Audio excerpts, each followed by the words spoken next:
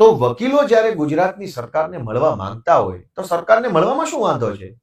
મળીને ચર્ચા થાય, વકીલોની માંગણીઓ સાંભળવામાં આવે, એમાંથી જે વ્યાજબી હોય એના ઉપર કામ ચાલુ થાય. પણ મળવાની જ કોઈ હાય નહીં, નાય નહીં.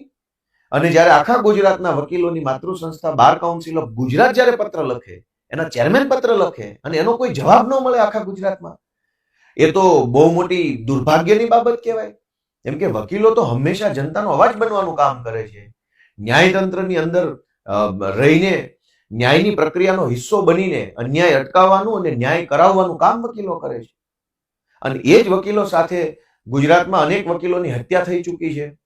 અને અસીલોના અંદરોઅંદરના ઝઘડામાં ઘણી વખત સમાધાનની પ્રક્રિયા હોય, ઘણી વખત પતિ પત્નીનો કેસ હોય, ઘણી વખત કોઈ ક્રિમિનલ્સ હોય.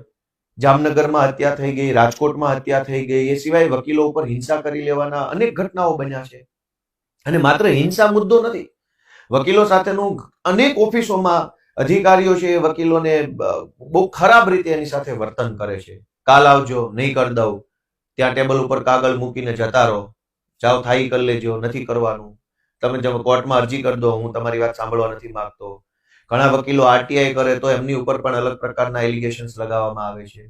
અને વાત એટલેથી નથી અટકતી, ઘણી વખત એવું પણ બને છે કે ડાયસ ઉપરથી વકીલોને ખખડાવવામાં આવે છે, ડાયસ ઉપરથી વકીલોને ઉતારી પાડવામાં આવે છે, ડાયસ ઉપરથી એવું વર્તન કરવામાં આવે કે જાણે વકીલ છે એ કોર્ટ ઓફિસર નથી, પણ જાણે કે કંઈક ઉછીના કે પૈસા માંગવા આવ્યા હોય એવી રીતે ડાયસ ઉપરથી ઘણીવાર ખરાબ